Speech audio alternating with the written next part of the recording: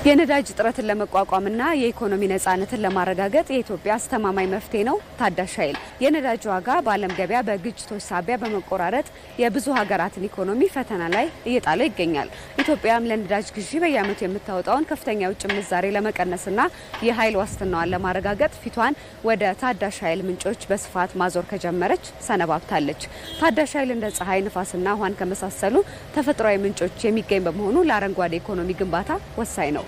ሀገራችንን ከውጭ ፖለቲካዊ ጫናዎች ነጻ የሚያደርጋት ከመሆኑም በላይ ለዘላቂ ኢኮኖሚያዊ መረጋጋት ትልቅ ፋይዳ አለው። ኢትዮጵያ በታዳሽ ኃይል የሚቀቅም አላት። ታዳሽ ኃይል የምንላቸው ልክ የውሃ አቅም ከፍተኛ ነው። ውሃ መሰረት አድርጎ የምናገኘው ኤሌክትሪክ አቅም ከፍተኛ ነው። የፀሐይ ኃይል ከፍተኛ አቅም አለን። የዊንድ ደግሞ የንፋስ ኃይል ከፍተኛ አቅም አለን። ሌላኛው ጂኦተርማል ነው እና ተፈጥሮ ጋዝ ደግሞ አሁን አምራች ሀገር ሆነናል ማለት ነው። እነዚህ በጣም ከነዳጅ ጥገኝነት ለመላቀቅ ትልቅ አቅም የሚሆኑንና መሰረት ሰፊ የሆነ አቅም ያላት ሀገር መሆኑን የሚያሳይ ነው። ከቅርብ ዓመታት ወዲህ በኢትዮጵያ መንገዶች ላይ የሚንቀሳቀሱ የኤሌክትሪክ ተሽከርካሪዎች ቁጥር 140 ሺህ መድረሱን መረጃዎች ይጠቁማሉ። በሀገር ውስጥ ተሽከርካሪዎችን የሚገጣጥሙ 17 ተቋማት ያሉ ሲሆን በሀገር አቀፍ ደረጃ የኤሌክትሪክ ተሽከርካሪዎችን ለማስፋፋት እየተሰራ ይገኛል። ኤሌክትሪክ ኃይልን መሰረት ያደረጉ ትራንስፖርት አማራጮችን ለመቅረብ ሰፊ የግል ሴክተር ተሳትፎ የመጣበት የተሽከርካሪዎች ቁጥሩም ያደገበት ሂደት ነው የተፈጠረው። አሁን ላይ ወደ 140 ሺህ የሚሆኑ የኤሌክትሪክ መኪናዎች አሉ በሁሉም ካታጎሪ ማለት ነው። ገጣጣሚ ተቋማት ወደ 17 ደርሰዋል። የ10 ዓመት እቅዳችን 60 ሀገር ውስጥ የሚገጣጥሙ ተቋማትን መፍጠር ነው በእቅድ የያዝ ነው። እሱንም እቅድም እንደምናሳካ ግሪን ላይት የሚሰጡ የውጤቶችን ነው ይዘን እየሰራን ነው ያለ ነው ማለት ነው።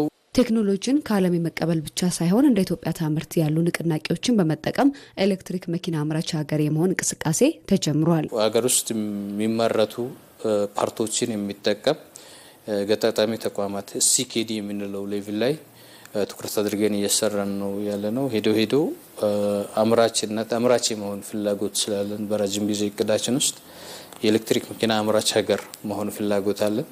ለዛም ምቹ ሁኔታ እየተፈጠረ ነው ያለው። የኢትዮጵያ ታምርት ንቅናቄ ውስጥም የኢንዱስትሪዎች አቅም ድጋፍ በሰፊ ሁኔታ መንግስት የያዘበት ሂደት ነው ያለው። እሱን ተጠቅመን ያለን ተፈጥሮ ሀብቶችን በአግባቡ ተጠቅመን ሰፊ ስራ እድል መፍጠር፣ የራሳችን ፕሮዳክት ደግሞ ወደ ገበያ መቅረብ እንፈልጋለን። ከዚህ ባለፈው ኢትዮጵያ የትራንስፖርት እንቅስቃሴን ለማሻሻልና ሁሉን አቀፍ ልማትን ለማረጋገጥ የ10 ዓመት የሞተር አልባ ትራንስፖርት ስትራቴጂን ቀርጻ ወደ እንቅስቃሴ መግባቷም ለአረንጓዴ ኢኮኖሚ ትግበራ ያላትን ቁርጠኝነት ያሳያል። የእግር ጉዞ፣ የብስክሌት ትራንስፖርት እና ደግሞ በክልል ከተሞች አካባቢ ደግሞ በዚህ በእንስሳት የሚጎትቱ ጋሪዎችን ስታንዳርዱን ጠብቆ ማህበረሰባችን እየተገለገለባቸው ስለሆነ የዕለት ተዕለት የትራንስፖርት ፍላጎቱን እያሳለጡባቸው ስለሆነ እንስሳቶችም እንዳይጎዱ ለትራንስፖርት ሚኒስም ደግሞ መሰረተ ልማት ዝግጁ ሆነው ራሳቸው የተለያየ መስመር ኖሯቸው ተጎታች ጋሪዎችም ዓለም አቀፍ ስታንዳርድ ወጥቶላቸው እንስሳ ማይጎዳበት ትራንስፖርት አማራጭም በአግባቡ በተቀመጠ ስታንዳርድ መሰረት መስጠት የሚችሉበትን ሂደት እያየን ነው ያለ ነው። ኢትዮጵያ ከነዳጅ ጥገኝነት ለመላቀቅና ዘላቂ የሆነ የአረንጓዴ ኃይል አምራች ለመሆን እየሰራች ትገኛለች። ይህ የቀጣዩ ዘመን የኢትዮጵያውያን እውነተኛ የኃይል ሉዓላዊነት ማረጋገጫ ነው።